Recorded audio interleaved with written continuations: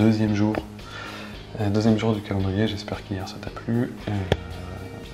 On continue. On continue avec la deuxième case.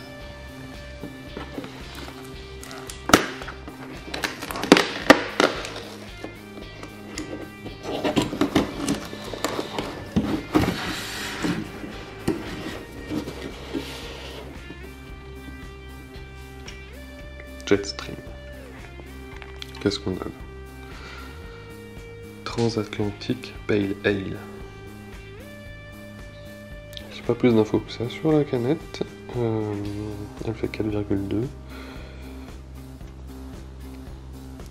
Ce serait pas celle qui a été brassée spécialement pour être consommée dans l'avion Brewdog. C'est probable. Ouais, on n'en sait pas plus en fait. Écoutez, je vais chercher, je la mets au frais, je vais faire ma petite recherche et puis on en parle ce soir, d'accord? Allez, à tout de suite.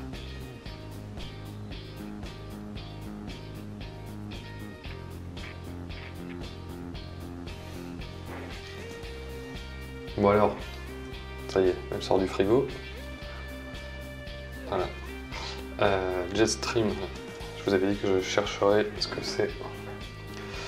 Alors du coup j'ai cherché. Et du coup j'avais bien raison, hein. C'est bien une bière qui est dédiée à être servie dans les avions. D'ailleurs il y a un tweet qui date du 14 février 2020, pardon 29 janvier 2020 de Brewdog qui dit que ils joignent leurs forces avec les amis de British Airways. Voilà. Donc une pale ale. Il semblerait qu'il y a eu même un concours pour le design de la canette. Et du coup, bah, c'est une bière qui est disponible uniquement qui était disponible uniquement, parce que maintenant on l'a dans les lounges à Londres, donc je suppose là où vous attendez l'avion, dans les aéroports, et dans les avions en fait tout simplement. Voilà.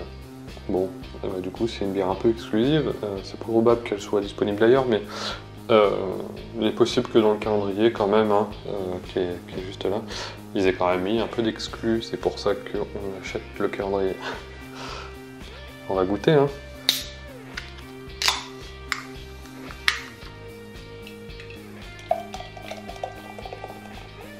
On va être un peu plus généreux qu'hier. De toute façon, je vais la finir, hein, mais c'est vraiment pour la dégustation. Une belle mousse, une couleur bien orangée. Alors, je suis pas pro en dégustation, hein, mais j'aime bien essayer. C'est très porté sur le malt. On sent vraiment le côté maltais, un peu comme une pils, mais du coup, comme c'est une pale ale, on en est loin, mais...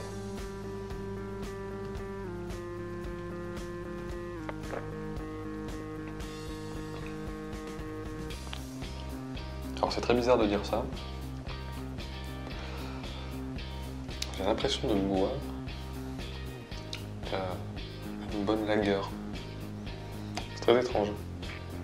Il y a vraiment le côté céréales maltais, enfin ouais, céréales en fait d'une Heineken ou d'une Croc, mais c'est plutôt Heineken. Qu'est-ce qu'on boit dans les avions d'habitude? Peut-être plus 1664 d'ailleurs. C'est assez perturbant. Bon, il y a un petit côté houblonné quand même, mais... Bah, je suis assez surpris. Je m'attendais pas du tout à ça.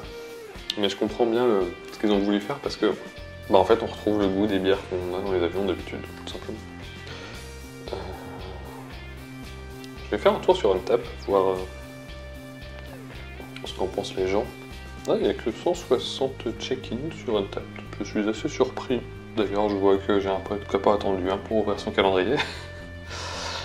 Clément, je te vois.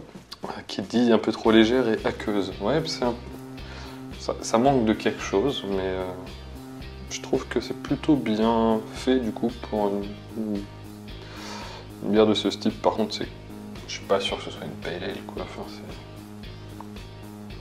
c'est une ale, c'est sûr. Bon. Et ben, on va se laisser là pour cette bière. Moi, je vous dis à demain. pour le 3 décembre. J'espère que cet épisode t'a plu. Si tu fais partie des chanceux qui ont goûté cette bière, dis-moi ce que t'en penses. Et puis surtout, est-ce que t'es capable de deviner la bière de demain sans aller tricher sur le site de Brewdog, hein. Et puis si t'as le calendrier, bah tu peux savoir aussi. À demain pour la prochaine bière. Bonne soirée. Salut!